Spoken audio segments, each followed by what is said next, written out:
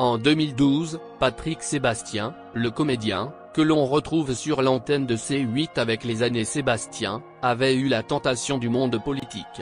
Et avait lancé son mouvement humaniste sur France 2, face à François Hollande. Après tout, pourquoi pas, avait réagi l'ancien président. Il faut voir dans sa démarche la volonté d'être utile. Je sais que Patrick Sébastien s'est fixé des limites et il veillera, j'en suis sûr, à ne pas les dépasser. Corrézien, ami de Jacques Chirac, Patrick Sébastien l'est devenu de François Hollande. Bien avant que ce dernier n'arrive à l'Élysée, il en avait parlé dans une émission qui s'intitulait Le Tube, sur Canal+. J'ai une amitié pour lui qui date de longtemps et qui n'a rien à voir avec la politique.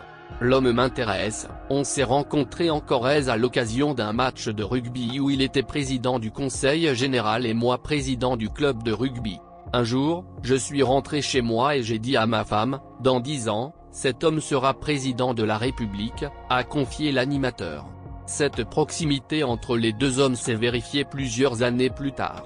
Juste après la parution dans la presse de photos du président en scooter, surpris alors qu'il rendait une visite très privée à une actrice de 18 ans sa cadette, Julie Gaillet. Aujourd'hui officiellement Madame Hollande. Patrick Sébastien avait raconté l'anecdote sur Europe 1, au micro d'Anne Roumanoff. L'humoriste était alors allé voir son ami et lui avait remis un masque à l'effigie de l'ancien président, Nicolas Sarkozy. Je suis entré dans son bureau en lui disant, « Je t'ai amené quelque chose pour que tu ne te fasses pas avoir la prochaine fois, et je lui ai offert le masque », confia-t-il. Une blague que d'aucuns ont pu trouver douteuse, mais qui avait, soi-disant, amusé Hollande. Il a rigolé, a affirmé Patrick Sébastien, il a pris le masque et il a dit, « Non, je ne tiens pas à ce qu'il revienne ici. Peut-être que si je vais au Fouquier, je le mettrai, peut-être. » Dans la foulée, François Hollande aurait enchaîné avec une autre moquerie au sujet du masque, en rétorquant « C'est magnifique. Il a le même charisme, le même sourire, et retournant l'objet et derrière, c'est creux et vide. » Des railleries que Patrick Sébastien a qualifiées de bon enfant et de sorte de pied de nez amical, comme Hollande en est souvent friand. L'histoire ne dit pas si la blague a été rapportée à Julie Gaillet, ni si Nicolas Sarkozy l'a trouvée à son goût. Patrick Sébastien, né Patrick Bouteau le 14 novembre 1953 à Brive-la-Gaillarde, est un humoriste, acteur et producteur de télévision. Sa mère, André Bouteau, seulement âgée de 17 ans lors de sa naissance, l'élève à Juillac, en Corrèze, avec son beau-père.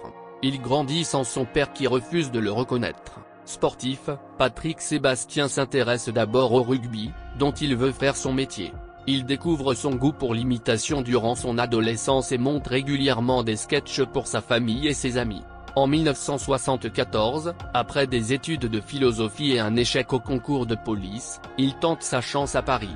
Il démarche les cabarets parisiens et rencontre le directeur de La Main au Panier qui lui permet de monter sur scène, conquis par son imitation de Bourvil. Il débute à la télévision en 1975 dans l'émission régionale Limousin Actualité, puis dans Système 2 sur Antenne 2. C'est à ce moment qu'il choisit le pseudonyme Sébastien, prénom de son fils né de son premier mariage à l'âge de 17 ans.